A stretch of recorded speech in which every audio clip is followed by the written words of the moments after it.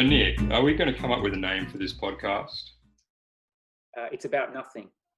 Yeah, no, I know that, but what should the name be? That's the name. It's about nothing. Okay, but it's got to be about something, right? Yeah, who says it has to be about something? Do we create topics every time we have a conversation? Okay, but who's on the podcast? I could be on the podcast. You? Okay, so on the podcast, there's a host called Dr. Duck. And who else is on the podcast? You could be a host, Cam. Okay, and it's about nothing. Absolutely nothing. So you're saying we promote this podcast and tell everyone that it's about nothing? Yep. I think we've really got something here. What do we got? An idea. What idea? An idea for the podcast. I still don't know what the idea is. It's about nothing. Right. Everybody's doing something. We'll do nothing. Okay, so when people ask, what's your podcast about? I say nothing. There you go. I think you may have something there.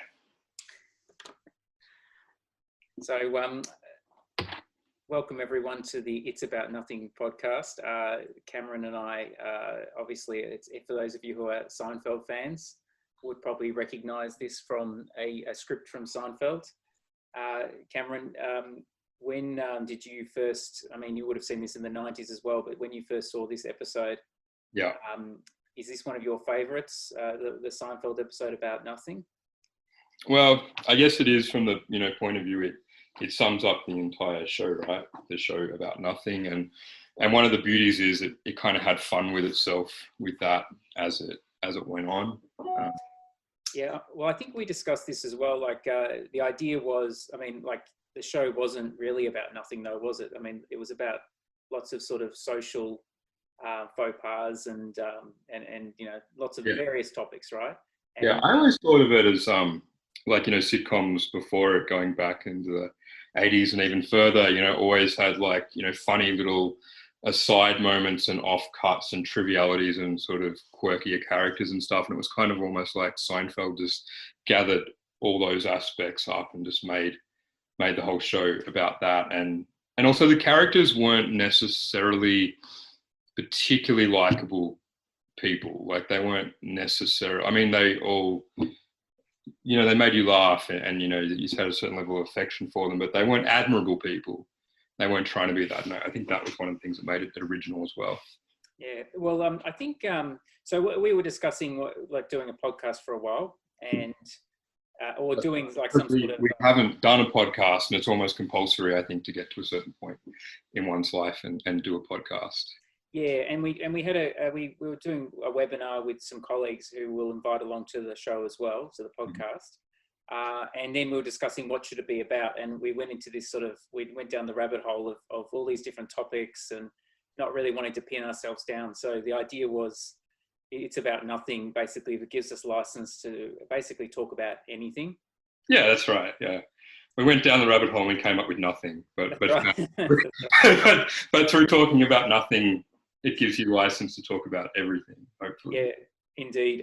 But it just to, I guess, to pin it down a little bit for anyone who might be listening, my background, I'm a psychologist, an organisational psychologist, and so I'm kind of interested in the application of psychology across, social topics, workplace topics, as well as, even film, television, media, those sorts of things. And you and I have, quite often have discussions about all those topics. So I think that was the original idea, was looking at the kind of the psychology of politics, media, workplaces, and just, life in general. Yeah, I suppose human behaviour is a common thread with all of that, obviously, and with your professional training. And I have a background, in politics and academia. So I'm a former political hack, a sometime academic, and now a consultant. So I also, in a different way, I guess, am fascinated by and study people and their various behaviours.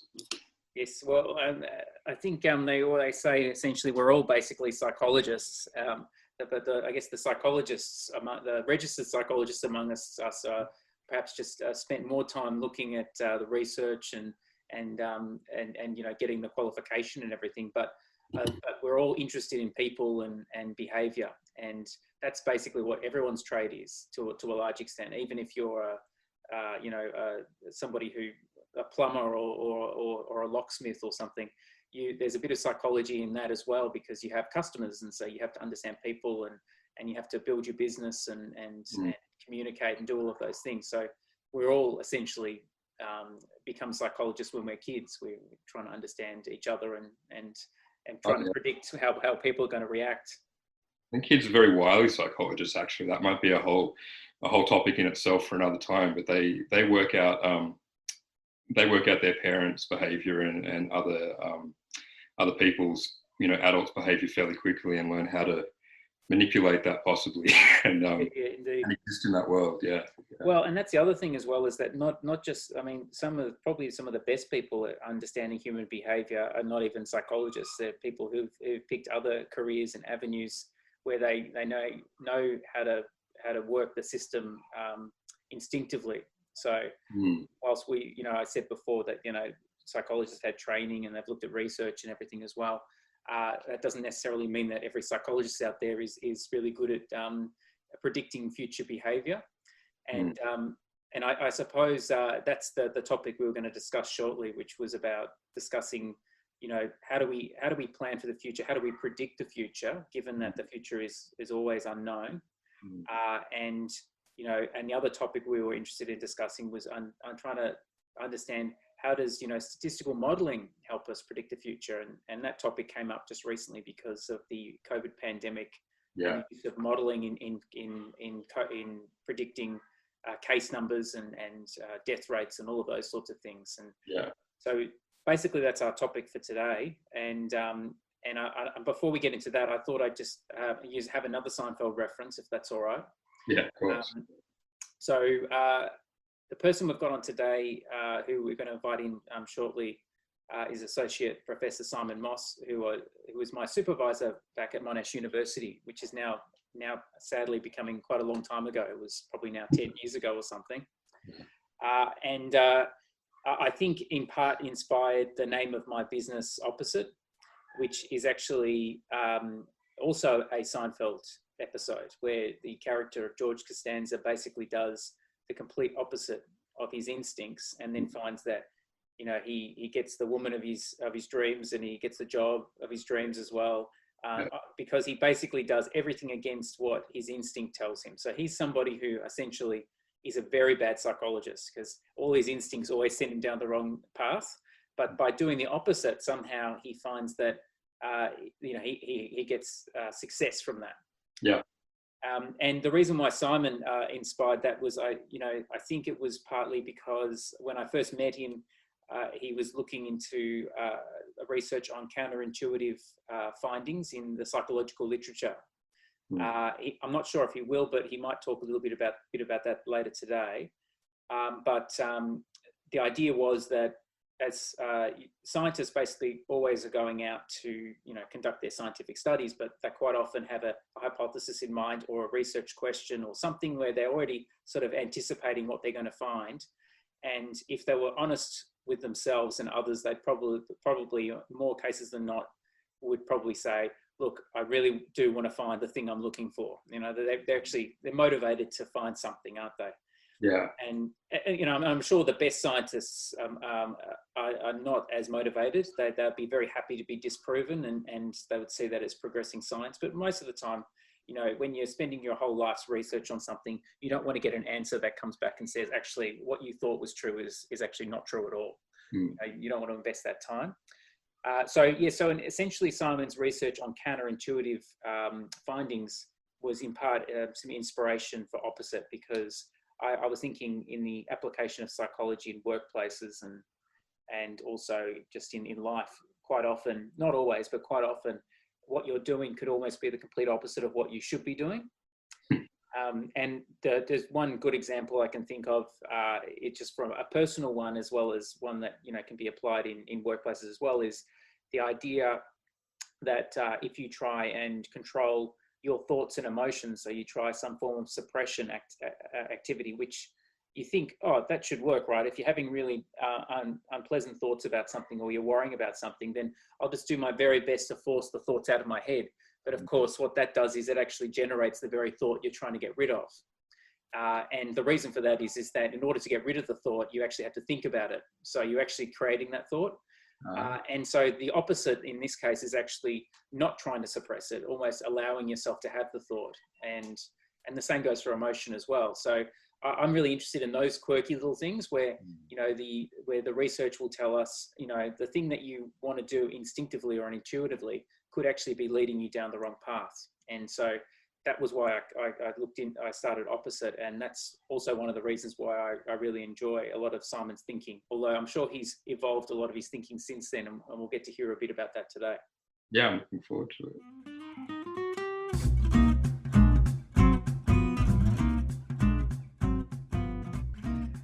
Do you want to move on to let's discuss the first topic then? So you and I were kind of chatting about this the other day, weren't we? Where it was like, what's a really good topic, and we were talking about all sorts of things. I think, you know, like everyone today, we're all basically, we can't help but go to the topic of COVID-19. It reminds me of that old saying where it's like, if you talk long enough, then eventually you'll talk about death and Hitler. I think. Yeah. And now you add COVID-19 to that list. So if you're having a conversation and you're spending enough time talking to someone, COVID-19 will come into the conversation. Absolutely.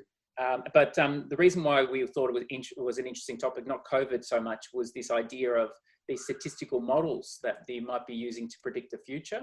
Yeah. And you said something quite interesting, which was essentially, you know, we need to, you know, it's so hard to actually predict the future, and yet we absolutely have to do everything we can to try and anticipate what's going to happen.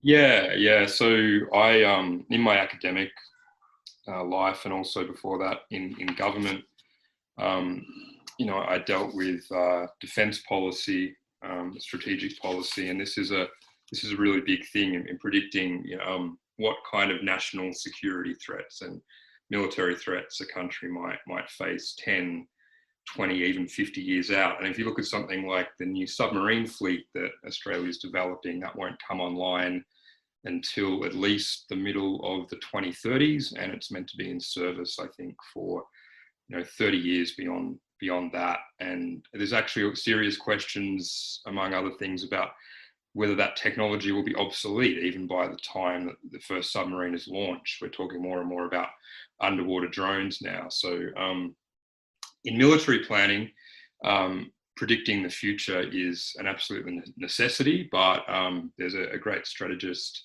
recently passed away, Colin Gray, who talks about it as being more of an art than a science. So I think that the need to predict the future speaks to something very human, right? Because it's a need to control. We want to control the environment around us, and it's understandable that we want to be able to make preparations in order to deal with the future in the best way we can. So in order to do that, we try and predict, but it's a fairly fallible thing to do, at least in political and strategic terms. But it's also a necessity, an absolute necessity to try and do it as best you can. And one thing I find really interesting is if you go back and look at international affairs literature going back to like the post-Second World War era, the late 40s and the early 50s, and look at some of the journal articles, some of the things they were writing about and talking about and predicting, I guess, they got right. Other things they, you know, wildly got wrong about, you know, the Cold War, for example. Like, a lot of people assumed that was something that would last indefinitely. Some people assumed that Africa would end up being kind of like a breadbasket of the world, where it's actually turned out to be more of in some ways, a political basket case for the world. So there's lots of things that, you know, people can't know. And there's a famous quote, obviously, Donald Rumsfeld talking about, you know, known knowns and unknowns and things we know and things we know we don't know. And in a political sense, at least, that all feeds into it.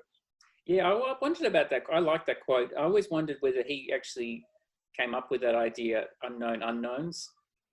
Yeah, I don't know. I'd like to know that too. I mean, I know that era particularly, that you know, that was around about the time of the invasion of Iraq, obviously. But in the immediate post 9/11 era, you probably remember that book and that theory, the Black Swan theory.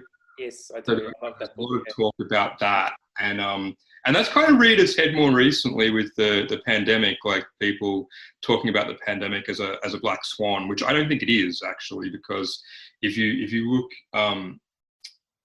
it's certainly in strategic planning. If I had a conversation, I was at a conference last year in Hawaii, and this is pre-pandemic, but with American military planners, some kind of pandemic in the future was something that was sort of considered to be a probable quantity at some point. They didn't know what form it would take and where it would happen and all that sort of thing. Yeah, it's funny you bring that up, because I think because the author of The Black Swan, is it Nicholas Taleb or Taleb?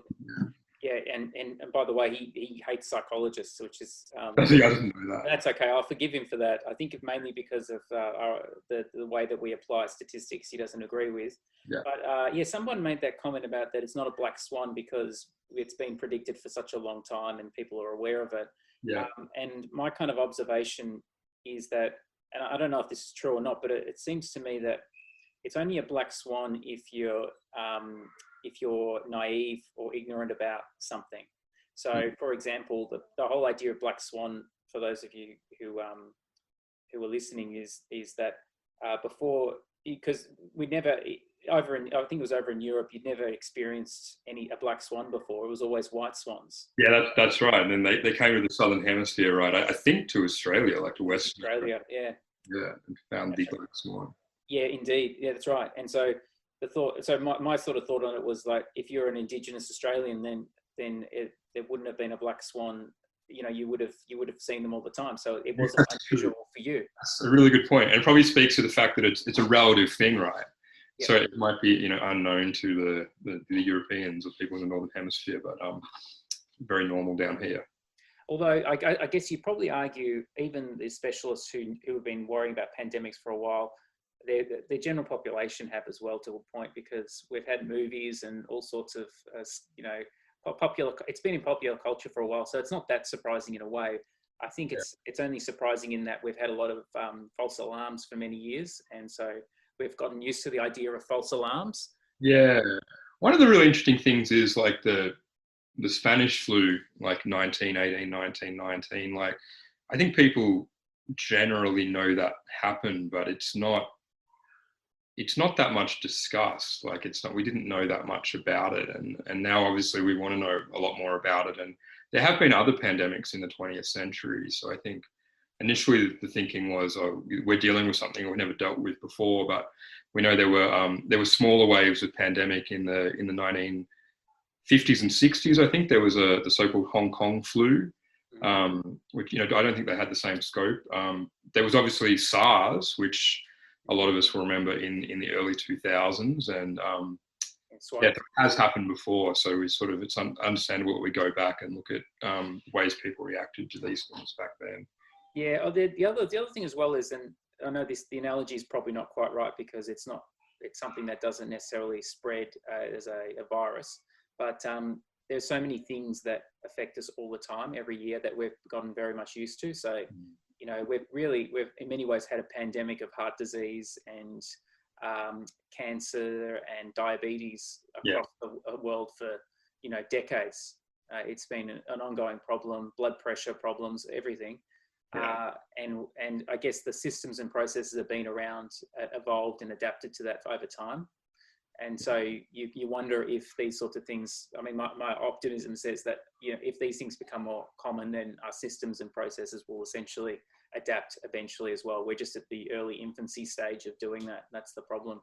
Yeah, and I'm sure this is something we'll talk more about when Simon comes in, but one of the challenges is we're dealing with a virus that we know very little about, and we've only been dealing with it for not even 12 months, I suppose. So in terms of predicting the future as well, aside from like just pandemics, I mean, you've brought up a couple of good examples as well, and they're really great, actually, that the idea that you have to almost predict what you have to predict something 30 or 40 years out, because the person doing that prediction may not even be around to ever see it realized. Yeah. And so there's the whole thing around, not ever having to be accountable for the decision. That's one thing. Another thing, not necessarily being super motivated to ever get it done because it's so far off that they'll never experience it. So you really have to, in order to make those predictions long-term, you really have to be very inspired as well as very committed to the future generations as well. Yeah, it's true. And you've also got to factor in stuff that happens between now and then. Like you know stuff will happen. You don't know where that will take you. I mean, one example that comes to mind from what I was talking about, there was a defense white paper written in 1999 by a really preeminent strategist, Hugh White at Defense Department, who's sort of gone on to be a public intellectual. And it talked about Australia kind of prioritising its immediate neighbourhood, like Southeast Asia, in terms of defence. And it made a lot of and having like concentric circles of priorities, and it made a lot of sense strategically. But then, of course, in 2001, you have the 9/11 attacks, and the next thing you know, the ADF, the Australian Defence Force, is going off to Afghanistan to fight a war on terror and going to Iraq, and that's simply because I think it was Howard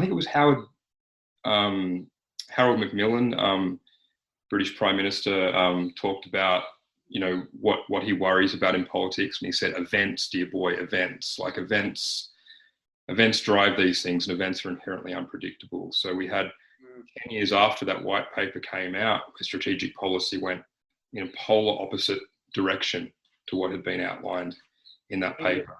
Well, that's interesting because there was some discussion I was reading on Twitter with, look, I can't remember the name of it might have been Steven Pinker or, Steven Pinker, and who also Nicholas Taleb doesn't seem to like very much as well. Okay. Yeah. But I think he said something, because Nicholas Taleb's sort of view is that the most important things are these black swan events. So those things you're talking about, which is essentially these massive epic events that change the face of the planet, not the slow gradual progress. So one example he gives was like Harry Potter did so much more for kids' literacy than all of the government programs and all the investment put into education. Yeah. But Steven Pinker's counter argument to that is you're still thinking too small. If you look at history over hundreds or even thousands of years, the slow trend and the slow change over time ultimately is the thing that trumps these events. So you only, if you have an event in time like a war or even a pandemic, it really is, it seems like a really massive thing, but if over the course of 1,000 years, it's only really a blip on the radar, and there's these other things that are happening over time which are much more significant. Yeah, I think that, I'm sure that's true, at least to a large extent. And it's natural for us to look for markers in history, right?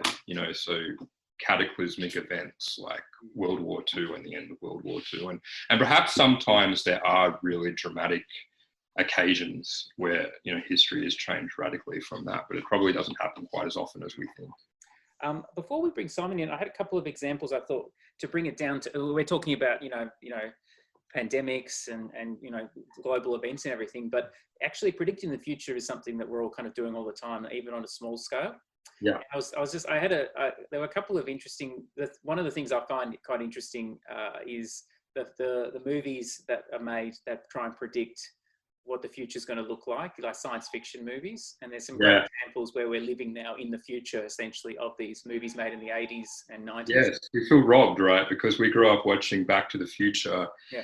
And, we were meant to have like hoverboards and that sort of thing by now. So and one of my good friends, Ramsey, he loves this thing of it's kind of like the overly optimistic or ambitious views of the future about how much progress we're really going to make. Yeah. But at the same time, you get things like the smartphone, which is way more advanced than a lot of the stuff in Back to the Future too. That's true. That's true. And if you had told me, I'm showing my age a little bit here, but when I was a kid, if I could have like a personal device that was essentially like a TV and communications, and the internet was really only just being born then, but just allow me to do all that in the palm of my hand, I would have thought that was the best thing in the world, and that's all I ever would have wanted, and that I would have been set. And now we really take these things for granted. And Indeed. Oh, look, I mean, I've got 3 little girls, and now they're on school holidays, and you know, every morning they're up, they jump on iPads, and and they're digital natives, right? They've grown up with this stuff. Indeed. So there was a movie I always remember. I don't know if you ever saw it. It's a movie by Terry Gilliam called Brazil. Have you ever seen that? No, I don't think I have. Yeah, I think it was made in the early 80s. Might have been like 1980, and they had a vision of the future, a dystopian future, like most of them usually are. And the sort of the modern office in the future was just like full of like loads and loads of typewriters, you know, just typing away automatically. Yeah, okay. No people, just typewriters. I can't remember if there were people or not, but I just remember there's this image of this room. It looks fantastic, right? The production value at the time was really great. But I just remember watching that even in the 90s thinking, oh, it's sort of a classic thing that we do where we look at something that's really popular now and we make this sort of prediction that, oh, if it's popular now, you can imagine how widespread it's going to be in 20 or 30 years. Yeah. So, you know, it's the kind of the assumption that, you know, things that keep trending up will continue to trend up. Yeah. And you being a big Simpsons fan will probably think of probably at least a couple of jokes from that series where they've made the same sort of observations. Do you remember the Disco Stew character who's looking at a graph from the 80s on disco sales and then says, or the 70s. Yeah. And he predicts that it'll continue to trend up forever. Yeah, that's right. It was so popular then. Absolutely. The other thought I had, I was trying to think of like a really basic example of how like every day, like something where we're always trying to predict the future at an even modest level and how difficult it is. And the example I thought of was actually something like you're looking after your teeth, or your health for your teeth. Mm-hmm. And if you think about like the dentist, right, and this whole setup there, it's a very structured, it's very standardized. Everybody pretty much has the same experience. They go in, they get their teeth cleaned, they get checkups. If there's a problem, the same basic process is followed, give or take, you know, probably some slight differences across dentists, but they're all pretty much the same.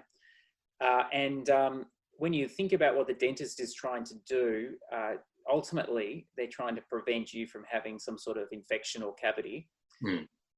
In order to predict that, so you could use lots of metrics. So you could use things like, you could say, well, you know, one of the predictors might be the condition of your teeth, you know, so they do an observation, and so they might find cracks and all those sorts of things. And when you think about that, that's kind of like a situation that you don't want to be in. You don't want to have problems to predict future problems. You know, you don't want to see that there's unrest, civil unrest, in order to predict there's going to be a protest. Yeah. You actually don't want there to be civil unrest either. Like, so it's basically using bad things to predict bad things. Yeah. But if you go back further in time, some of the things they use, which, you know, in organizations, workplaces would call lead indicators, would be things like, you know, behavioral triggers. So it might be something like the, you know, oral hygienist asking you, do you floss and do you brush and all of those things. And what they're essentially saying is, look, if you do those things, then you'll actually reduce your chances of having to have problems later. Yeah. And so if I measure these things, let's say I were to measure how often you floss and how often you brush, you could potentially use that as a lead indicator to predict whether or not you're going to have your really costly dental surgery in the future.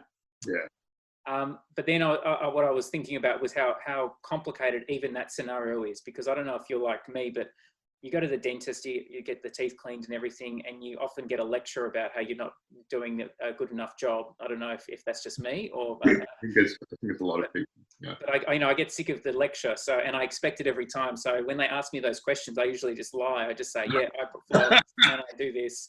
Because I know what the right answer is. I just don't need the lecture like on a Monday morning or something, you know. And is that something you've maybe been doing since childhood, though? Possibly, but certainly some people get really worked up about it, and that kind of exposes this whole problem around, you know, it's like one of the problems of predicting the future is that the further you try and go back and make predictions, then the harder it is to predict the future. So because that data becomes quite unreliable, especially if it's behavioral and you've got to ask people questions or you've got to make observations. But any mug can predict what's going to happen in 2 seconds. If, you know, for example, I can predict that if I have a cup of coffee in the morning, that I'm going to feel more alert and and happy, but whether or not I can predict I'm going to feel alert and happy next Wednesday morning, it becomes even harder. You know, I could say, well, I'll have a coffee, won't I? Won't that make a difference? But for all I know, I'll come down with the COVID-19 virus and I will be very miserable. So, Yes. you can't predict these things necessarily. No, I mean, you certainly can't predict them completely. I suppose you can take certain mitigating actions or certain actions that might increase certain, likelihoods or probabilities. Yeah, indeed. And so the other sort of observation, again, it kind of relates to how workplaces, I think, and also governments as well, try and predict the future, or some of the biases that we have with it. It might be something like, let's say, sorry to use the dentist analogy again, but let's say you started to measure flossing and brushing, and also how much sugar you have in your diet, right? And let's say you were to measure those three things all the time, and you were to say, wow, well, we actually found that when we looked at all of those three things, we could predict with quite a high degree of certainty whether someone's going to have problems with their teeth. But one of the peculiarities around measuring data like that is that it's quite possible that just one of those three things is actually a really good predictor, and the other two are just along for the ride. So you can have a situation where, like, if somebody is really militant about brushing their teeth, right, you could almost predict that they're probably good flossers as well. So what you're actually measuring might be, hygiene, dental hygiene, or the level to which you want to maintain your teeth, or even your attention to your own personal health. It could actually be, you could actually be tapping into your conscientiousness about your own health rather than that kind of behavior. I wonder when we're like, if government or when we're trying to message these things to the public from a public health point of view, like how much of it becomes abstract to people at times, because like we all know that if you drink in excess, and we could probably have a whole conversation about what excess is considered to be, and certainly smoke tobacco and things like that, you've got a higher probability of developing heart disease and many other complications. Yet we all probably know anecdotally at least one or more people in our personal circle who smoke like a chimney and drink like a fish and have lived to be 95 and have like a really full life, and then somebody else who abstained from all or most of these things and died very young. Yeah, absolutely. I think so. What you're describing there is because usually with the data, the statistics is you're making predictions about populations, not individuals. So you might say, look, on the whole, if we took 1,000 people, I can't remember the exact correlation, but it's something like 0.6. So if you smoke, there's a 0.6 correlation between you having some sort of cancer, which is quite high. But that doesn't mean that if you were to take every individual that they're going to have the same correlation, because there could be genetic factors and other things as well at play. So yeah, absolutely, yeah. And that's one of those problems. And when I was reflecting on sort of predicting the future, I'm really interested in this sort of what control or what measure is actually really effective, because in safety in organizations, there's a tendency to kind of go, we need to control risk because we don't want people to be hurt, which is perfectly understandable, but it isn't always quite clear what prevents like an incident. Some things are quite clear, other things are not.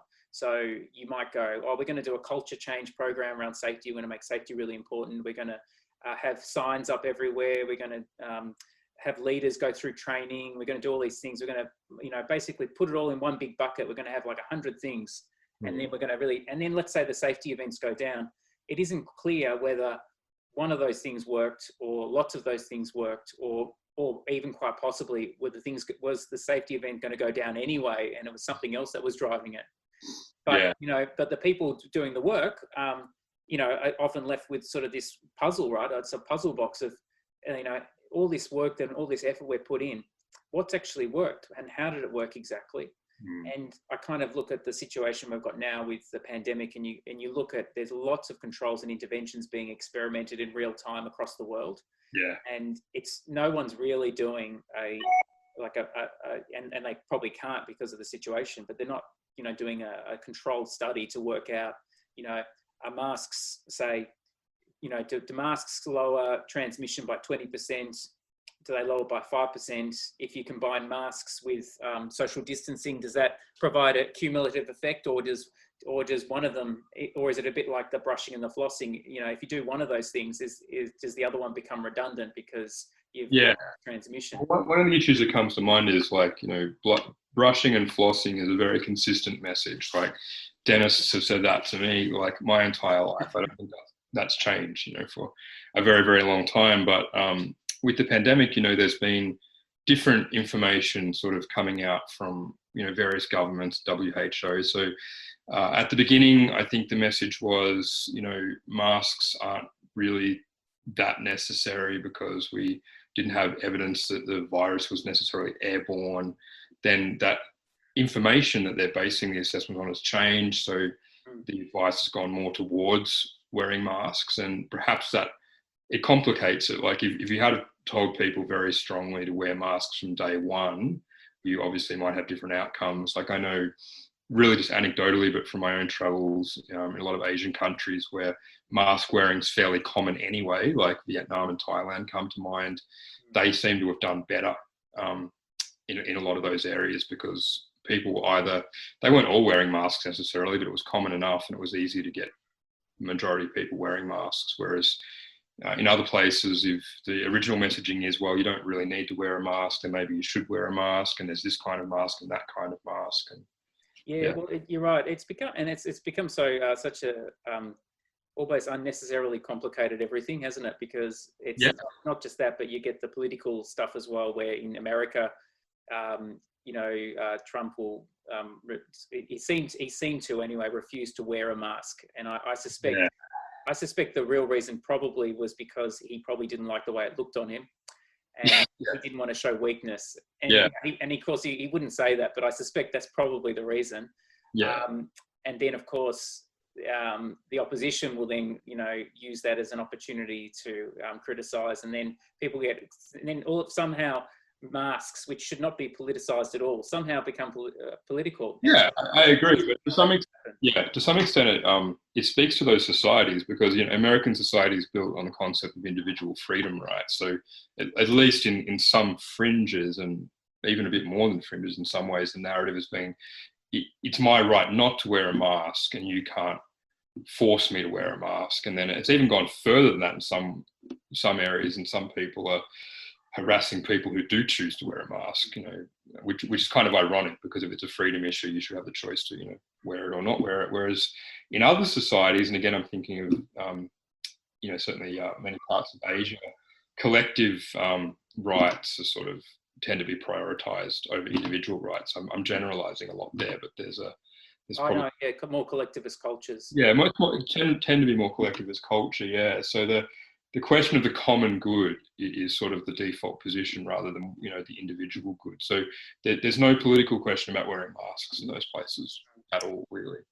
Yeah, well, one of the examples I used recently in a couple of risk workshops, presentations that I gave, was putting the COVID aside for a second. There might be, like in workplaces with safety, for example, there's a tendency in almost every organisation to go, we've had a problem, so we'll put a procedure in place to manage it in future. So what is a procedure exactly? It usually means you're clarifying, you know, the expectations of individuals. You're writing it down and saying, this is what we expect of you to do.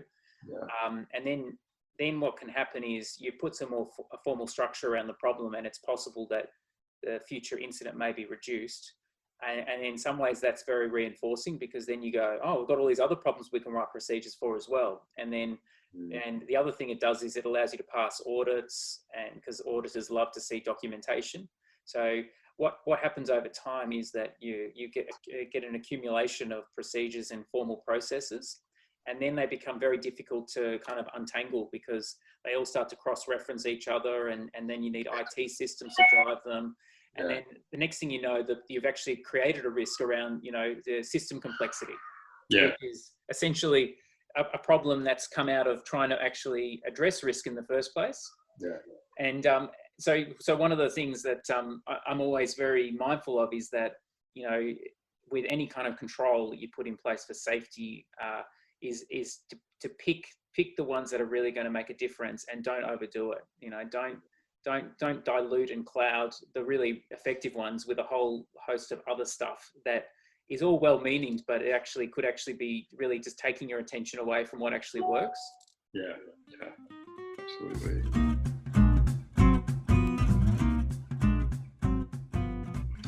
We might.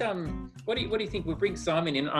Simon, I think, has been sitting patiently in the waiting room. I don't know if he can hear us now. Yeah. But he might want to. Oh gosh, yeah, he was definitely. He's probably eager to jump in and basically say, "Well, actually, I completely disagree with everything you said there." Okay, Simon. I gave you a kind of a very brief intro earlier. So Simon, aside from being my supervisor at university, he's done a lot more than just that. He's achieved a lot more than simply being my supervisor. I'll be interested to know a little bit about, well, I think Cameron and I both will, a little bit about what you're working on now. But we obviously brought you in today to discuss the forecasting the future. So Simon's from the Charles Darwin University. So at the moment, is enjoying the luxury of freedom. In fact, Cameron, you're in Canberra at the moment. I am. Yeah. So I didn't want to rub it in, but I'm also enjoying relative freedom, and I think Simon probably has even more freedom than me. So. Yeah, in fact, I was overhearing you before talk about this COVID thing. I'm not actually sure what that is. You might have to. So Simon, so I remember one of the things that you used to, one of the biases that you brought up a number of times, I think when I was doing my thesis, and I think you brought up when we've done some consulting with us as well, is the planning fallacy. And do you want to talk a little bit about that? Well, yes, it is an interesting one. I mean, the planning fallacy is basically just the notion that we underestimate how long everything takes to achieve. So if we think something can be achieved within 4 weeks, it'll probably take 6 or 7, and so forth. And it's very interesting for a number of reasons. Firstly, it's one of the major sources of stress, because we always think that our lives are so busy, which they are. I mean, we genuinely have many of us, many responsibilities and duties we need to fulfill. But if we're really honest with ourselves, in many situations, those duties and responsibilities are ultimately self-imposed, because we've decided that we need to achieve a certain number of goals, and complete a certain number of tasks within a particular time. And we always underestimate how long that will take. As a general rule anyway. And so as a consequence, we always feel rushed. We always feel that we haven't completed what we need to at that moment. But what we need to at that moment is often a bit more arbitrary than we realize. Do you, out of interest though, like you're familiar with the planning fallacy, do you find yourself always falling into the trap of it anyway? Oh yeah, no, that doesn't change anything that I know about it. It just means that I can label it, which is fantastic. Yeah. Like, why do we do this to ourselves? Is it like, I run a consultancy, so would I be doing this because I want to, impress my clients, coming in early on and tell them that I'm going to be able to deliver them something tomorrow, when really I know that it's going to take a month? Or am I doing it for myself, like, to drive myself, like, or is it a variety of things? Yeah, it is. It's a bit of both. So for example, the planning fallacy tends to be stronger when we've set a goal with other people around us, because we like to be more optimistic. We like to, for example, show our clients or whoever they might be that we're quite productive. On the other hand, it's also exacerbated by the notion we tend to have a genuine optimism bias in general. Like, we tend to overestimate our qualities, our control over issues. We don't like to think too much about the impediments and problems could arise. And that might seem quite counterproductive. But we also know that people who tend to be unduly and irrationally optimistic are often a little happier, as long as it's not extreme. Whereas there's also some sort of almost really deflating studies that show that the people who are most accurate about their skills and qualities and capabilities to achieve goals are usually the most depressed. Huh. Okay. Is that I think you've referred to in the past as a negligible denial as well. Is that related to optimism? Yeah, I think so. I mean, in some ways, the reason we become more motivated is we sort of imagine some sort of future event that's quite exciting. And that sense that future event is clear in our mind. When we can imagine a future event very clearly, then we become much more motivated. We become much more motivated to achieve something that we can imagine. As soon as we start experiencing some doubts and we don't have that denial, then that an image of the future tends to be a bit hazier and is less likely to drive us. So there are benefits of having this sort of almost a rational sense that we can control and achieve the future. I'm just thinking about like a situation where in the past, I think where I may have put a plan together and I've been pessimistic about the timeframes. I thought, well, this is going to probably take two weeks longer than I thought, and how it's quite almost instilled in the culture of most places to look at the plans and then go, oh no, it has to be done faster than that. It has to be done at, especially when we get towards the end of the year, people become obsessed with getting everything wrapped up before Christmas. Yes. You know what I mean? And I don't know if you guys are the same as me, but like I've got like this mental model in my head of the calendar year where it feels like I'm getting to the bottom of the year, and then the new year's almost like you have to go right back up to the top again. So it actually does feel discreetly like it's a different thing. Like, but in reality, it's not. It's just tomorrow and the next day. It's not really, that mental model's just fabricated. Yeah, and we don't even plan particularly well for the Christmas crunch because, I mean, it's the start of October now, so Christmas is actually very close. But usually, what happens is we all start. So we're, it's happening. Yeah, I think there is something very arbitrary about times like Christmas and New Year and so forth. But on the other hand, the research will suggest that if you do want to start something new, if you want to introduce a new goal, a new way, whether it's from exercise or a new way of thinking or a new relationship or whatever it might be, we tend to maintain those goals a lot better when they do begin in a new time frame, whether it's in the first day of a month, the first day of a week, and so forth. So as arbitrary as it is, it's just so embedded that it seems to be quite effective for us.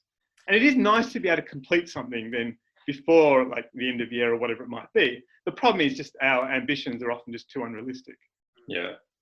I do wonder, like we talk about 2020 and, it's, to put it mildly, it's not anyone's favorite year so far. So we seem to be naturally looking ahead to 2021 so that when it clocks over to the next year, that it's going to be better. But there's no particular logic behind that, right? It's just, continuation of the same timeline and the same events. But I think it's something we all respond to. I can remember it way when I was at school, like the idea that every year was a clean slate and you could start again. That's sort of something that we were taught. And look, it's a very damaging concept because what will happen is we often set goals. And the problem is we often, when the goal is partly impeded, we then tend to discard it. So a very simple example would be something like, all right, let's suppose you set the goal that you're going to only eat 5 chocolate bars this month as a maximum. Okay, that's your goal. Okay. And then what happens after 2 weeks if you've eaten 6 chocolate bars? Well, you might as well and what people tend to do is they just abandon the goal altogether. And so they just, as many, they just basically bathe themselves in chocolate for that month and then start again. Yeah. And the same could probably happen next year as well. We may set goals for the year. We might find that we're impeded still by COVID or other complications. Yeah. And so then there might even be a sense of, well, actually the year might be almost written off quite early, at least for certain goals. Yeah. So we need to be quite careful about those sorts of issues. I mean, we need hope in a way, don't we? And we need things to look forward to. Like I think what I picked up from what you're talking about is in planning, we like to have sort of goals and things we can work towards and things we can achieve. And one of the great challenges of what we're all going through at the moment to differing degrees is that a lot of that's been taken out of our hands. So whether they're, work goals or personal goals or travel goals or even goals just spending time with your family or, whatever it is, a lot of that stuff has been taken out of our hands. We don't necessarily know what the end point of this thing is either, which is, I think that makes it even much harder. So, yeah. Sorry. Oh, yeah. I was just wondering. So, like, if we took the recent sort of issue in Victoria where we had sort of the everything under control and everything sort of broke out again with the pandemic, the modelling was basically very conservative, and a lot of people have commented on that in Victoria, and they've sort of now recognise that a little bit to say, well, actually the modelling was way more conservative than we thought, and we might actually be able to release some of the restrictions earlier, which is good as well. That we're being flexible. But why do you think, is there a reason why we didn't have the optimism bias in this situation, where we actually went, no, this time we're definitely going to be super conservative because, I don't know, is it because last time we were optimistic and we got let down, and this time we've got to be more conservative? Is that the reason? Yeah, look, there's a whole range of factors. I mean, firstly, we need to talk about how accurate modelling can be, which is an interesting issue in its own way, and the question of whether or not academics and scientists in general tend to overestimate the accuracy of their model. So that's one issue. It's really quite fascinating, actually, because there are so many parts to play. I mean, there are some reasons why academics will want to exaggerate the accuracy of their models. You know, they're more likely to receive funding and those sorts of things. And then there's other reasons for why, of course, they want to be more conservative, because we know there's a negative bias. So if, regardless of what people feel about what the appropriate response would be, we would rather notice like a lack of positive. So for example, lack of jobs, than something negative like too many COVID. So people respond more to the negative than the positive. And so in that sense, it's always safer to be too conservative. And then there's also issues that sometimes we like to exaggerate the effect of an issue, even like COVID, because we like to assume that all our problems can be ascribed to one issue. There's something really quite comforting about that. About sort of, was it now almost 20 years ago, not quite, when Al-Qaeda was sort of a main issue to discuss, people tended to exaggerate the impact of Al-Qaeda because there was actually found to be something very comforting about that. And the reason it was comforting was this sort of sense that, look, all our problems that we're experiencing, the multifaceted issues of our life, they can be ascribed to this one awful force. And all we now need to do is really resolve this force. And by exaggerating its impact, although that might seem negative, it actually gave us a sense of control. And there might be something similar with COVID now. We've sort of got this natural sense that, look, we want to highlight the importance of COVID, and people feel quite comfortable with that. And that could have been created some of the conservative responses too. Do you want to talk a little bit about modelling in general then? So like, what are some of, I mean, the one you mentioned there is a tricky one. I think we were talking about that earlier as well, around the idea that if you're a researcher, you know, the whole idea of science is to be completely objective, but we're human beings and we're never completely objective. So, which is always the problem. It ultimately comes down to someone could quite easily, you know, come up with an idea and go, not necessarily intentionally, but just go off hunting for the evidence that supports what they think, the confirmation bias. That's one thing. But then the other one, of course, being that, you know, we've tied in the economic ramifications of funding with research. And in an ideal world, you know, the money shouldn't influence it at all, because it should be purely objective. But yes, people got their jobs and their livelihoods, and I could imagine being in that situation as well, going, well, you know, we've invested a lot of time and effort into this, so we've got to make it work. You know, I think that any human being would understand that as well. But are there actual issues with what are some of the complications with models themselves? Like, tell us a little bit about that. I mean, it's interesting. You sort of made a comment, which was that, you know, in some ways we want models and science to be more objective. But I'd almost argue that's where the problem lies, for a number of reasons. So the first is that we're moving into a world where we might be becoming much more reliant on data science and machine learning, deep learning, artificial intelligence, which are all basically the same thing. And we sort of feel that's going to solve the issue. You know, it's sort of taking the human subjectivity out of the equation so we can predict accurately from the data in hand. One of the problems with focusing so much on machine learning is that machine learning is quite good at sort of predicting the past and then predicting future patterns are in line. But we're not very good at then determining how accurate those models will be in very unique and different circumstances. And that's because the machine learning doesn't really teach us about the mechanisms, and it doesn't give us a greater understanding of the circumstances. It just allows us to predict it quite well. And so therefore, even questions like, well, how accurate is a particular machine learning algorithm that created for another circumstance is something that's very hard to answer. It actually requires a subjectivity to really think about, you know, what are the unique circumstances here? You know, will those models apply? And it's something that we might be lacking to do, which leads to the other issue, which is that to some degree, one issue that hasn't been probably addressed enough in the scientific literature is really when is intuition powerful? You know, when should we rely on the intuition of sort of experts and people in the field, and when shouldn't we?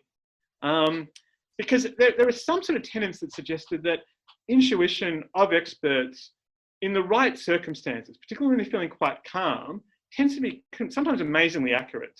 So far we've been talking about predictions like COVID, but we could also talk about predictions about much more important events, like, for example, who's going to win the football, okay? So this is a really important event. We all want to know that. And the question is, what's really interesting is that, generally speaking, the modelling that we do to predict who's going to win a football match tends not to be that effective.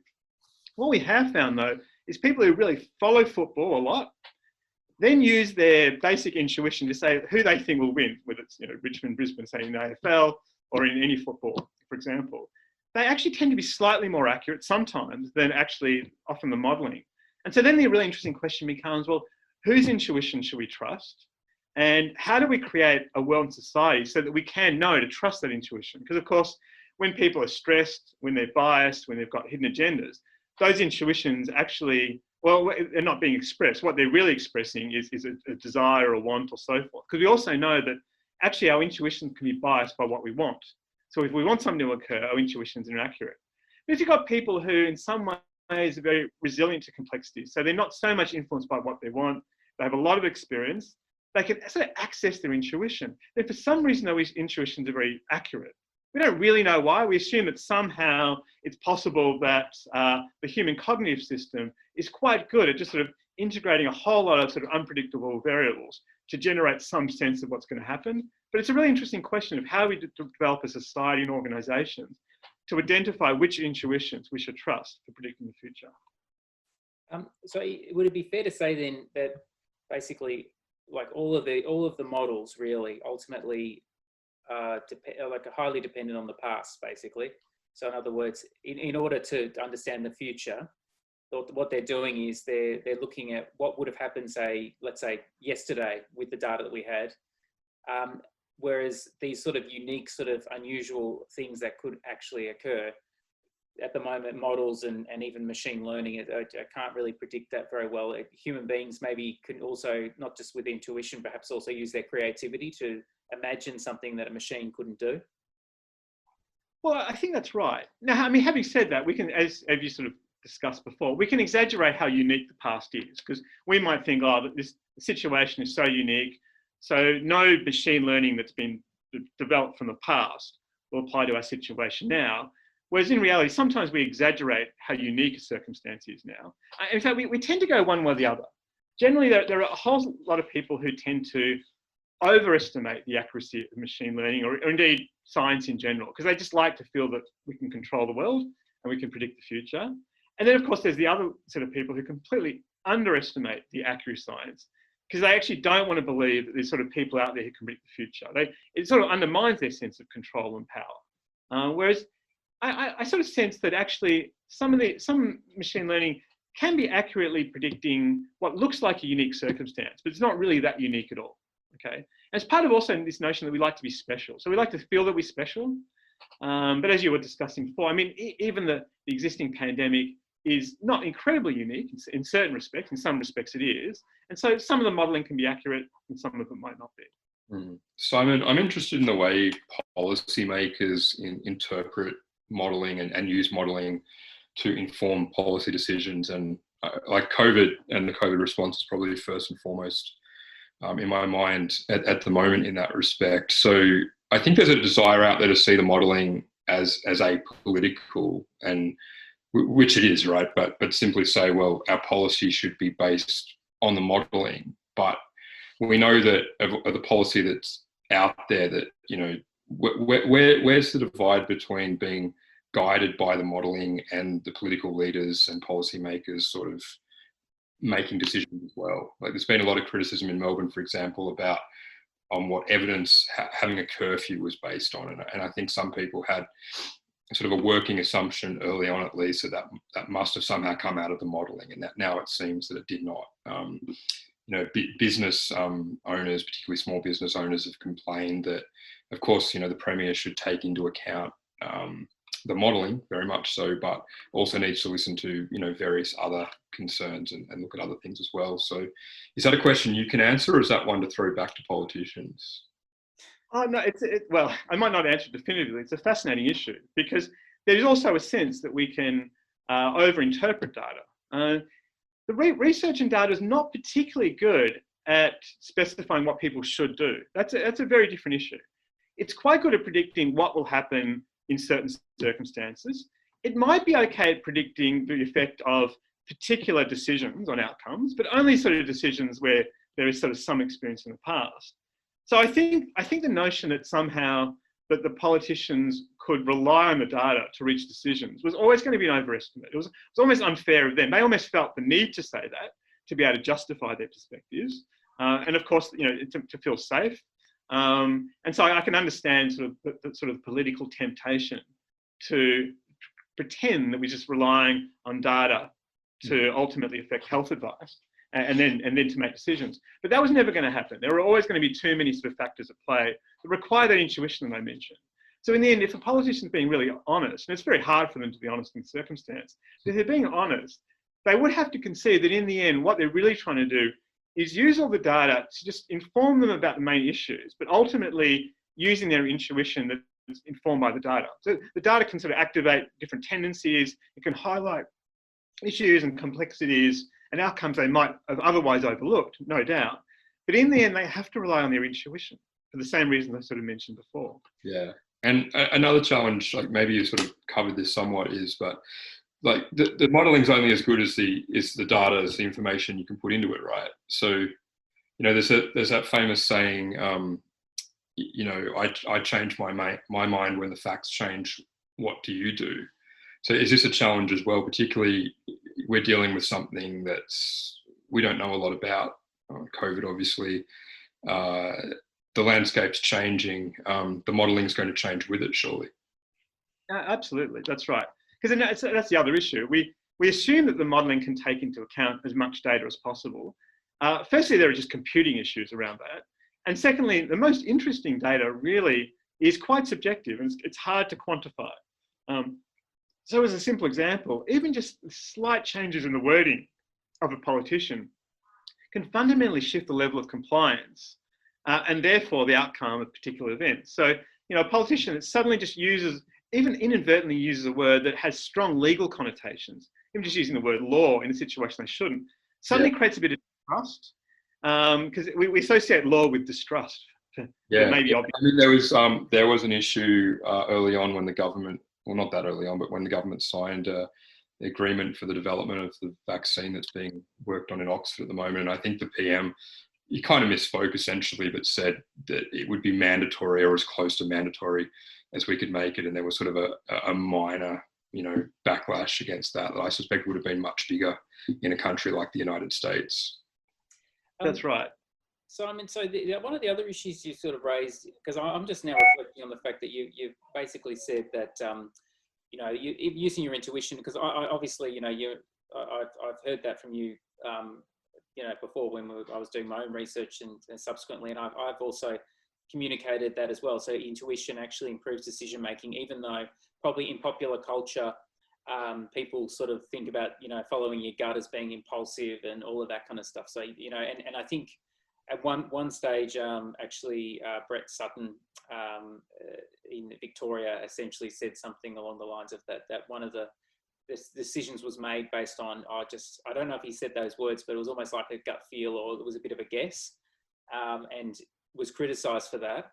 But I'm just wondering, further cover two questions. One is, if intuition is that important, how good do you think people's intuition is at the moment? Because I'd imagine all leaders across the world right now are in such an emergency and panicked mode that they're not going to be stopping to take time to relax and reflect and allow their intuition to actually to almost emerge. And that could we be having an issue at the moment where essentially intuition's impaired across the globe? Yeah, look, that's an interesting point. And I should sort of highlight also that you said that a lot of people don't really necessarily believe in the power of intuition. I mean, many scientists don't. Actually, the literature is incredibly contradictory and confusing. And I just sort of say that because I could just imagine someone listening in who knows this scientific literature, and we'll sort of highlight there's actually a lot of findings that challenge the benefits of intuition too. It's just that my reading of literature very closely suggests that there would be circumstances in which intuition is very powerful, particularly when people are feeling calm. But we still need to examine that more carefully. So we don't quite know the circumstances in which intuition necessarily prevails. But I think you're right that the uncertainty of the situation would exacerbate it, would exacerbate the problems with intuition. And one way around that is actually to teach people potentially, particularly once the science improves, on how to use intuition effectively. So for example, many people under stress don't want to use intuition because they really want a firmer basis to be able to justify their decisions, naturally enough. If something goes horribly wrong, they don't want to say, look, I did it because it felt right. And similarly, if you decide that you need to retrench a lot of staff as a consequence of sort of economic difficulties, you don't want to say to the staff, look, I'm getting rid of you all because it just feels right to me in my gut. You need justification. What, although the literature does suggest, however, is that when intuition is genuinely part of the decision-making, there's this strong hunch about how to proceed. At the moment you reach that intuition and then make the decision, the reasons for that decision become quite powerful. You become more aware of why you're making that decision. It's not a watertight argument because you can never have a watertight argument for these complexities. You become quite aware of it, and that can help you to think about, all right, now actually, these are the issues that are really clear in my mind. And we've often had that event too. Not only do we sometimes have a strong intuition of how to proceed, suddenly there's a sense of clarity about why. And if we don't have that clarity, then we might have to revisit. And in these situations, because of the uncertainty you mentioned, some people might not be experiencing that clarity. So then they need to find other ways. On the other hand, there might be ways of actually developing a sense of resilience and calmness or whatever other states you need to improve intuition, despite the uncertainty and difficulties. You might be able to do that through your own psychological exercises. Again, the literature is probably not advanced enough to confirm that possibility, but certainly in the next few years, I'm hoping that scientific advances will clarify when intuition is most powerful. I'm not up to speed with this now, but my understanding was that if you're more intuitive, or at least you have better access to your intuition, that your creativity improves. And aside from just making decisions, I'm just wondering, does intuition serve a purpose not just in decision making, but also being able to almost like dream up and identify unusual associations and connections that perhaps you wouldn't have picked up otherwise? So if I'm a leader, for instance, planning, you might go, right, if I'm going into the detail on something, I might miss the forest from the trees, so to speak. Mm. Yeah. So I think you're right. I mean, you're exactly right that there is evidence that just that trust in intuition can improve the originality of our ideas. But of course, so can many other events, all of which are impeded now. So for example, we know that when people think a lot more about the future, and we're thinking about plans on how to improve the future 5-10 years from now, again, their creativity, innovation improves. And that's obviously being impeded now, where people are much more concerned about the immediate issues. And so it's sort of an interesting question about how people should sort of change their mindset to both sort of integrate the immediate impediments that are quite overwhelming now with the capacity to think about the future, which is still so important for solving issues now. Mm. And I don't think we've really thought about how to resolve that paradox, to both solve the immediacy while thinking about the future to improve the necessary innovation that we need.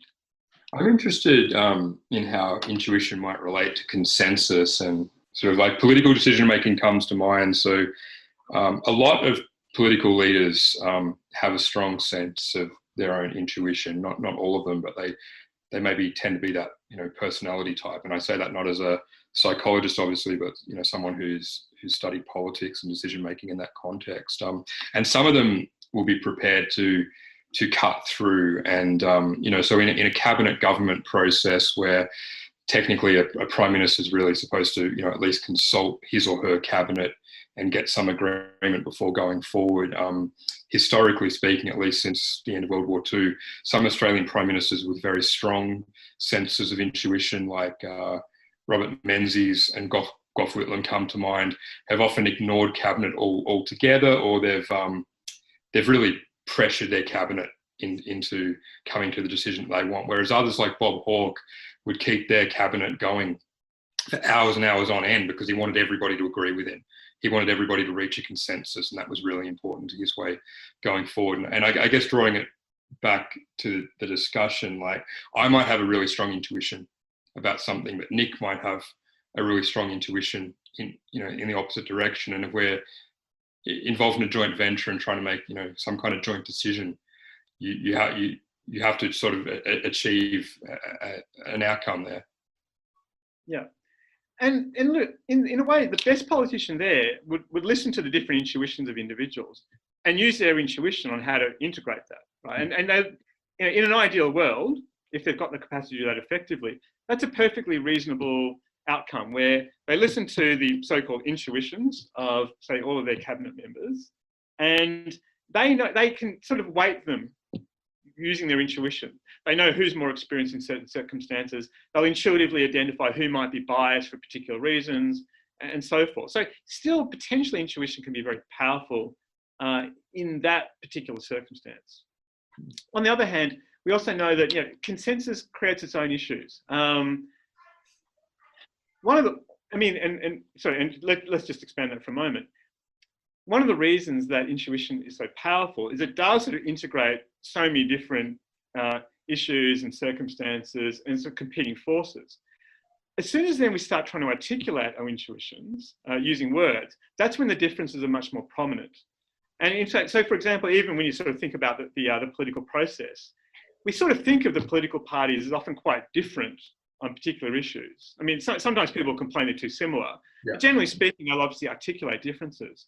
My sense is, and you'd be able to confirm this or otherwise as with your political experience, my sense is that the intuitions of what really people feel is right across the political spectrum is probably a lot more similar than what they articulate. And of course, they're articulating differences partly because of the electorate and base. But they're also articulating differences because after a while, you become more familiar with supporting particular arguments. You become better at sort of speaking in a particular way.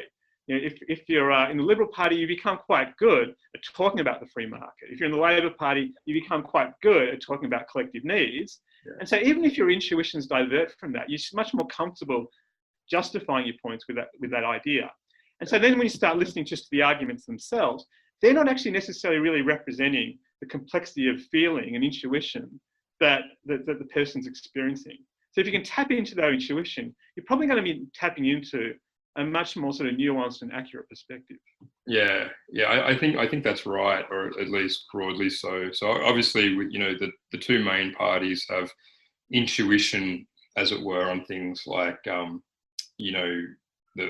free market and the role of unions in the economy. But within that, and that goes back to their philosophical roots, but they agree on an awful lot within that construct. So they both broadly agree that there should be a free market economy and that there is a role for unions. They sort of have different ideas, sometimes sharply different, about where the line should fall within that.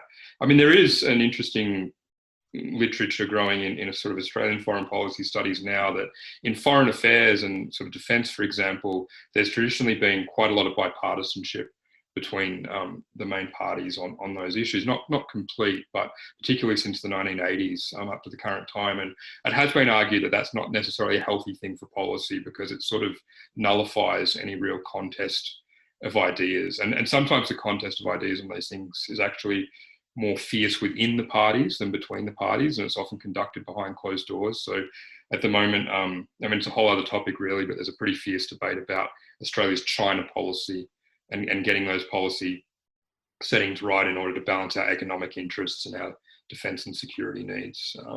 But some academics that I know certainly would like to see more disagreement between the Labor and Liberal parties on this, because I think the end result would be better policy.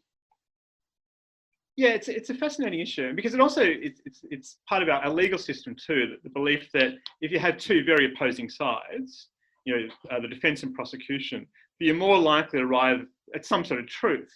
But there are counter arguments to that too, because it does mean that when you've got sort of two polar sides taking on something, neither side is quite taking on the broader perspective, the nuances as well. And so often some of the truth actually gets overlooked completely. The truth isn't necessarily an average of the two extremes. It's often an interesting combination that doesn't necessarily come out of a sort of a debate with two sides. So as much as debate and discussion can be very useful, the notion that we should be debating from two separate sides can actually be challenged from a decision. Oh yeah, I'm sure. Yeah, absolutely. I mean, I think that what that probably speaks to is the bias of our political culture and tradition. So, we come out of this sort of Westminster parliamentary system where the tradition is adversarial.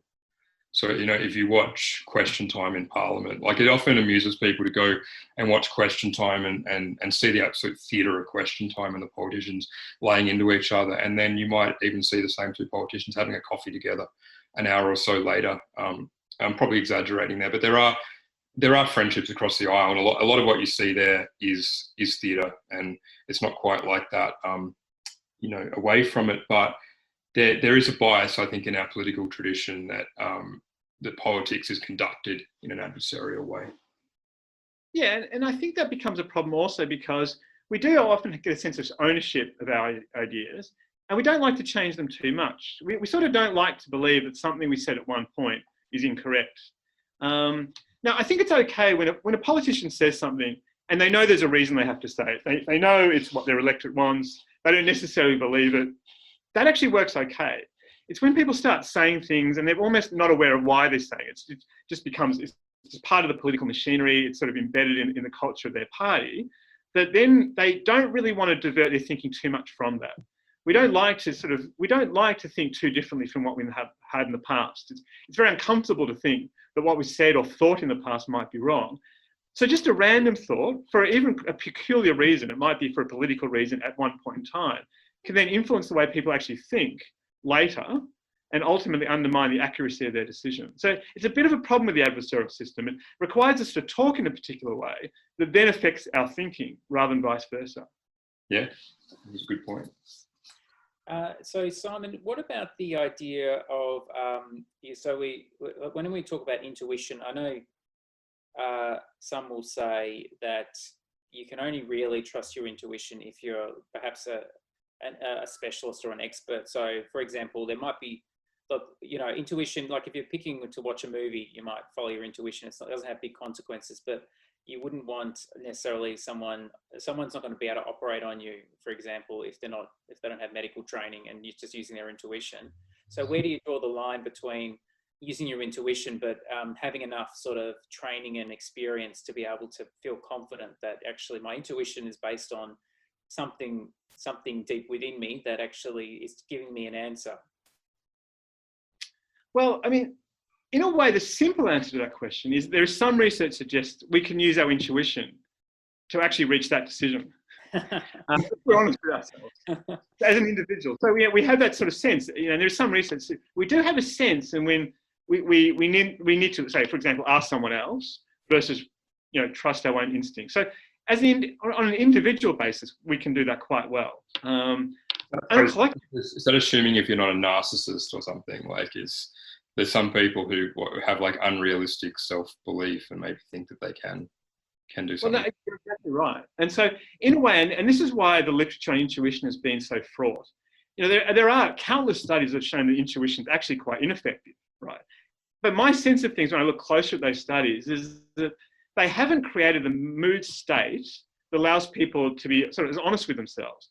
Now, someone who's quite narcissistic, actually genuinely not honest with themselves, right? They tend to very much try to focus on their strengths. They're really quite highly charged because as soon as they're challenged and their perception of themselves unraveled, they become quite emotional. So that, generally speaking, people who show narcissistic personality disorder actually have very poor intuition, or at least they can't necessarily access their intuition. They're sort of more accessing just other little thoughts or ideas that make themselves feel better. Because when I use the word intuition, what it is, it's sort of this sense of concatenation of all our feelings and inclinations about some issue in a very honest way that then sort of leads us to a particular direction. And my sense of his notion is that narcissists very seldom really can access that genuine intuition. Yeah. And that's a real concern. And so then that becomes the interesting question of, well, how do we identify collectively the people who should we trust? Who are the people that have enough sort of knowledge and experience in this circumstance? Now, we can do that quite easily with sort of classic circumstances. That's why the football example is clear. We can measure how many times someone's gone to the football or watched it, and then we can use that information to decide who we should rely on intuition. Or there's even some studies that show that you can just look at people's past intuitions. Those people who've been most correct in the past in a range of circumstances tend to be most correct in the future. And there's some evidence that you can find sort of the 10% have been most correct in the past. They'll be most correct in the future, but only within a particular domain, right? And as sort of Nick implied in the question, now, usually issues don't fit a particular domain. We can't say that these are the people who've been right in the past, because every unique situation compromises that capacity. So that's an interesting question. And we might therefore actually be able to use data science in the future to be able to identify, whose intuitions are most likely to be useful in a particular circumstance. Is the other issue as well, like this is something actually the other day we have some placement students, they asked a really good question that kind of threw me off a little bit, which was that sometimes you can, like if you're working with, let's say, a client, or you're working, or let's say even internally within your own organization, sometimes you have an intuition or at least a belief that, oh, actually, I think this is what's needed, or this is this is what the problem is, because to what extent is that pattern recognition? So in other words, it's something you've seen before and you draw the connections. But how do you distinguish that between the confirmation bias, which we've sort of brought up earlier, where you actually, you trained yourself so much to go looking for something that even the most subtle reference to it, you go, oh, there it is, I knew it was there. So an example might be something like, if you had an assumption, let's say you have an assumption that your manager or something is hostile, and you might have this view that, oh, like all managers are a little bit hostile or something, right? And then you might pick up on the one day they're a bit cranky and go, knew it was always there. That's confirmation bias. It's not necessarily pattern recognition. Mm. Yeah, and maybe this comes back to the notion of your mood state, because I think, for example, confirmation bias may be exaggerated when you're a bit uncertain and you really want to be able to sort of confirm that your feelings and beliefs of the world are accurate. Okay, and that tends to occur when you're feeling stressed and vulnerable. Whereas there may be some evidence that suggests, people are just feeling a bit more calm and secure and not as vulnerable, then they're probably sort of not seeking necessarily information that biases in this way. And that's probably why we believe that intuitions might be more accurate when you're feeling in a particular state. Something like calmness or whatever it might be. But again, as I said, the literature needs to be clarified before I can be more definitive about that. Now, I'm just looking at the time as well, and I'm sure you've got other things to attend to as well, Simon, today, as probably Cameron and I. Cameron, do you have any other thoughts you wanted to, or questions you wanted to bring up before we move on? I think I exhausted my main ones, but it's been a fascinating conversation, and I know that many questions will probably come to me later. Maybe we could get Simon back again down the track. Well, I think it'd be really, I don't know if you've moved on from this now, Simon. I'd be really interested to have a discussion in the future about your research on the counterintuitive findings. I think people would find that quite interesting. So yeah. I know it's been a while, but you've evolved your thinking since then. But I think it'd be interesting to discuss that, because I think that was in part designed to address confirmation bias. Yeah, but it was also designed to address the notion that, look, if we really want to change the world, we tend to just use what we're comfortable with. And what we're comfortable with would just sort of tend to reinforce our existing patterns and problems. So it was really trying to find a way of sort of levers that could change the world. So I know you have to go, but just as another complication for change is the notion that, we always think that the world's going to change a lot. And for some reasons it does change, and some reasons it doesn't. You were discussing this before.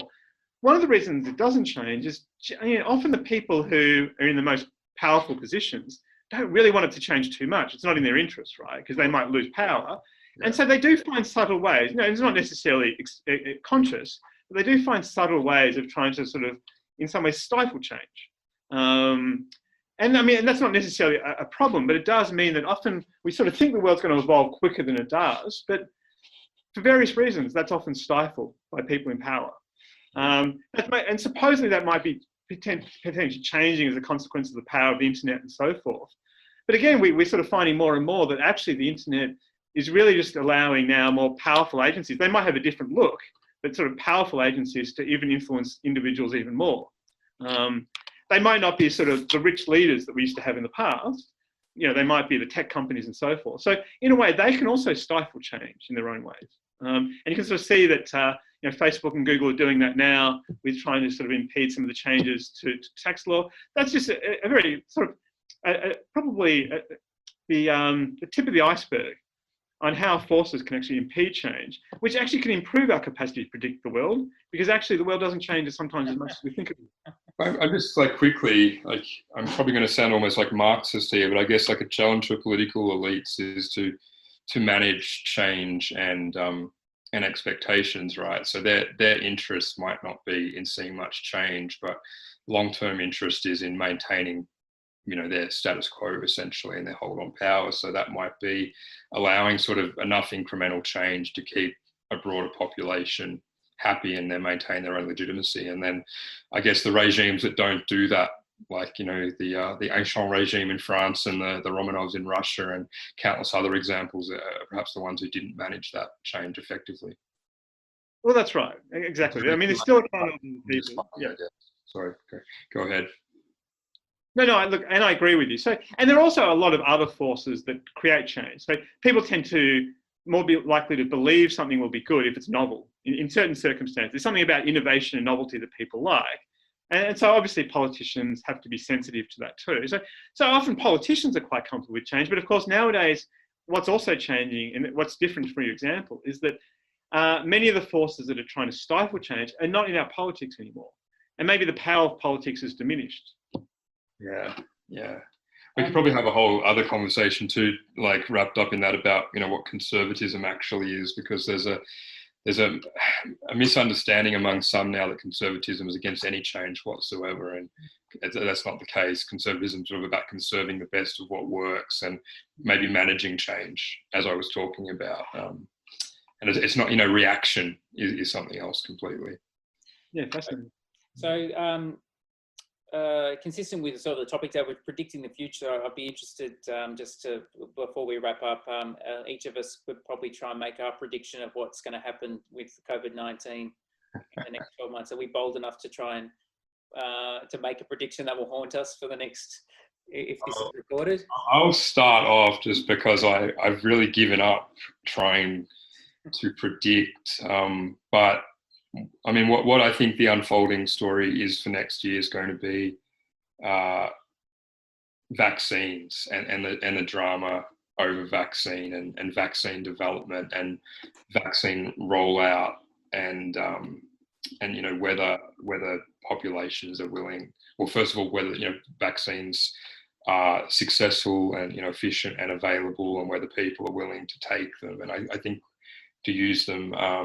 I think we're going to see a lot of discussion and debate and frankly drama around vaccines. And one thing just quickly that interests me is, what role international cooperation will play here. So, we'd like to think that world leaders such as the United States and the European Union and to some extent Australia will play a very responsible role in sharing that technology. And certainly the Australian Prime Minister was only the other day giving a virtual address to the UN, and he prioritised that as being really important. But we've also seen some real sovereignty first movements here, including coming out of the US, and some pretty depressing indications maybe that they might put themselves, not necessarily just put themselves first, there's an interest in that, but sort of lock out other parts of the world as well. So that could shatter some of our illusions about the liberal order, I suspect. I hope I'm wrong about that, by the way. Well, how about you, Simon? What are you thinking? No, it's too hard. I mean, I'm imagining that there'll be a whole lot of outcomes that we sort of predicted, not necessarily predicted, but were part of the scenarios. We can imagine 5 or 6 different scenarios. I mean, we can imagine a scenario of no vaccines, a vaccine working, and all the competition you talk about. We can imagine a scenario that's sort of same as usual, but people will want a different way of responding because they can only be locked down for so long. There could be a scenario that occurs we just hadn't imagined. I mean, it's just too hard to say. And I think the reason why I think it's valid to think about that is we really probably need to imagine the 5 or 6 main scenarios, not because they're necessarily accurate, but they'll give us a sort of a range of responses that might need to be even sort of planned for now during the future. Well, like both of you, I don't really feel comfortable making predictions, so I'll most likely be wrong, and we probably don't have any idea. I don't know why, if this is just optimism or it's just or it's a good hunch. My prediction is that the treatments will get a lot better, not necessarily the vaccine, and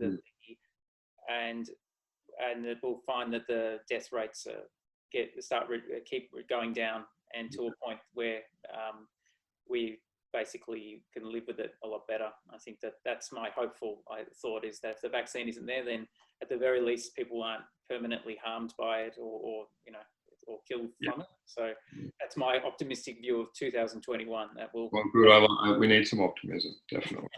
But as we learned earlier, then we're generally human beings are naturally wired to be a little bit optimistic. So yeah, is it that? Who knows? But anyway, it'll be interesting in 12 months from now to actually go back and reflect on to see whether or not any of these things came true. I don't think they were very bold predictions, to be honest. we didn't predict that the vaccine was going to come at the end of the month or anything like that. No, like Donald Trump did, I think. Yeah. Thanks, Simon, for joining us today. I enjoyed doing this. I think it's if nothing else, I think we I kept myself entertained. I should say I can't say for everyone else. I think it's good to catch up, but I think it gives us an opportunity to kind of break away from what we're doing during the week, and also an opportunity to in future as well share some unique observations and some different thoughts that perhaps aren't sort of shared more commonly in the sort of public discourse, I suppose. Yeah, that's great. Second that very much. Thank you, Simon. Thanks, Simon. No. As I said, same with me. Like, we just never get a time to reflect like this, and there's a certain reflection you can only do with other people, I think. So I think it's really helpful. Yeah. Yeah, thanks, Simon. Well, we will bring you back again. So Cameron and I were planning on doing these maybe weekly, but it might be less often than that, or more often, depending on what our schedules are like. So there'll be opportunities to catch up again. But it's been good. Thank you. Yeah, absolutely. No worries. Thanks, guys. See ya. Thanks, Simon.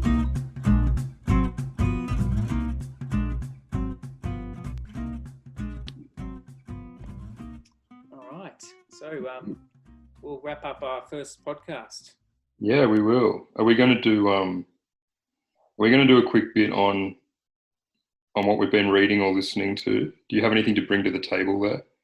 No, I knew I knew I had to prepare for this, but I thought we were also going to say, what are we watching as well? Because I can tell. Yeah, that's right. It is. It's a good point. So, and in fact, I have two things I could mention, but one of them is what I have been watching. But do you want to go first with something you've been watching? No, you go ahead. What have you been watching?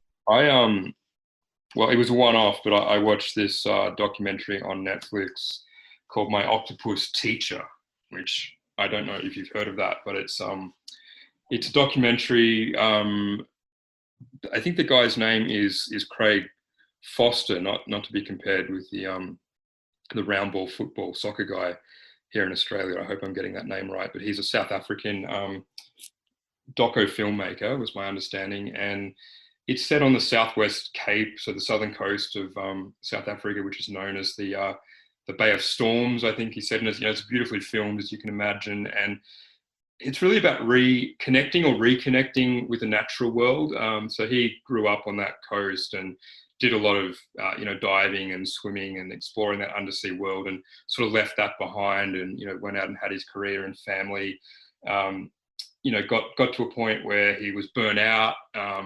Wanted to sort of get away, reconnect with something, was drawn back to this coastline where he grew up, and decided to every day go diving at the same place, like exactly the same location, and really get to know that part of the world, this sort of little kelp forest on the reef. And he ends up connecting with a particular octopus, which sounds kind of improbable. So firstly, it's him observing the environment maybe in a broader way, but then he actually bonds with a particular octopus, and it's called my octopus teacher, because he feels he learns from his octopus. And I didn't know a great deal about octopi going this. I think it's octopi, but they apparently have the intelligence like equivalent of say a dog or a cat. Yeah. So this octopus was certainly remembering him on return visits, and going over towards him and sort of bonding with him. And How big is this octopus? See, in my mind, I'm thinking like, Okay, good point. giant squid. Not one of these giant octopuses that's like a giant squid or something that's the size of a school bus. It's like, I'm really bad at explaining something like this, but it's like, it's maybe the size of a cat or a very smallish dog or something like that. You know what I'm saying? Isn't it under the water though? Like what? It lives under the water. It lives in the kelp forest, and it's almost like a liquid being because it can get into little crevices and things like that. And it's it's an emotional roller coaster because it's it talks about the ups and the downs, and there's predators involved. I don't want to get too give too much away for those people who might go and watch it. But there's the I think deceptively named pajama shark. Like you think of a pajama shark as something that's a pretty, benign. Is this octopus a special effect though, or is it actually a real octopus? No, it's a real octopus. Like he's down there. Like he doesn't name the octopus or anything. And it's interesting because he's coming at it from, I don't know that he's a naturalist per se, but he says he's somebody who was not overly sentimental about particular animals in the past. And there are some moments in this documentary where you wonder whether he's going to kind of cross that line, like break that fourth wall and possibly intervene in order to maybe, assist the octopus in certain ways. So I found that interesting. Like, and I mean, it's a very intimately done doco in the sense that it's just his voice is the only voice you hear. So it's his voice to camera. You see him kind of sitting at his kitchen table talking to you. I guess he's being lightly interviewed, by somebody off camera, but there's no narration. I see. When you said my octopus teacher, I thought it was going to be about a micromanaging teacher with all the tentacles. It's not like that at all. It's not like that at all. Now I could see that you think that, but I mean I think that's probably a comment on your, your professional experience. I watched a new show on the weekend. It was on I think it's on Netflix. Yeah, Netflix. Hatchet. Have you seen that? No, I haven't. So tell me about Hatchet. I hope I've got that right. It's got the name right. No, sorry. Is it Hatchet or Ratchet? No, Ratchet's the new one about Nurse Ratchet, right? Yeah, sorry. Yeah, Hatchet. Yeah. I haven't seen it, but I've heard of it. Now, it's made by the same people who make American Horror Story, I think. Yeah, well, it's funny you say that because I was watching with Christine, my wife, and she and I saw it and I thought, oh yeah, this is a prequel to One Flew Over the Cuckoo's Nest, but it's not really because it's not at all. If you're imagining the universe of One Flew Over the Cuckoo's Nest, it's not at all like that at all. But my understanding is it's meant to sort of tell you why, Nurse Ratchet is the way she is. Like, do you think is that what it's going to do?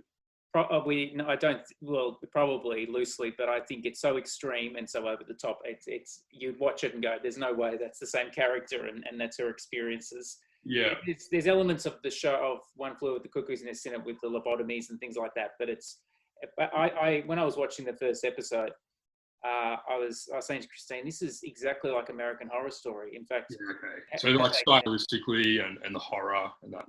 Had they called it American Horror Story Ratchet, if that was the subtitle, you wouldn't have blinked twice. It's basically the same thing.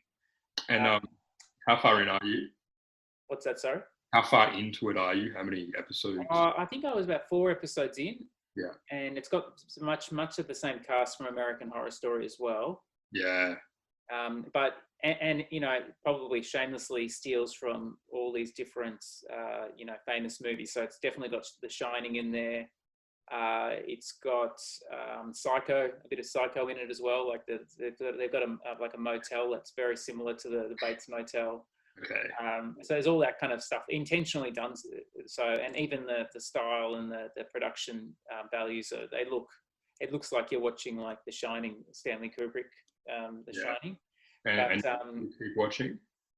I like it. I wouldn't recommend it for everyone if you don't like gore or really horrific sort of my thing. My partner loves gore, so I'll be recommending it to him. He was a big fan of American Horror Story, so he's probably going to like it. And then I've ended up watching most of the American Horror Stories kind of without meaning to. Yeah. Like I'll be walking, in and out of the room or something, and it'll be on, and then I sort of ended up sitting down and watching it. Like, so I enjoyed some more than others, but they're really beautifully produced, those series, though. They're beautifully filmed. And then they're quite original too. Like the stories are reasonably original. The characters. Yeah. I've got drawn into them as well. And like I think this one, I think you'd enjoy it, and your partner would enjoy it as well. I think it will definitely draw you in immediately. It's one of those shows that in the first 5 minutes you really got to find out what happens, and then next thing you know, you've watched 3 episodes. It's definitely one of those shows. But if you're squeamish at all, it's definitely not the right show for you. Like it's I think there was one thing that happened in it which I won't spoil for you, but it was at that point Christine had switched off. She was like, no, definitely not for me. And, do you find with horror and that sort of thing, if it's so over the top, then it's sort of it passes a point of believability, so it's easier to sit through it because it's just so ridiculous. Oh yeah, I know. If you take the absolute extreme, it's like a Monty Python type thing. They get limbs cut off, and you're just laughing because it's silly.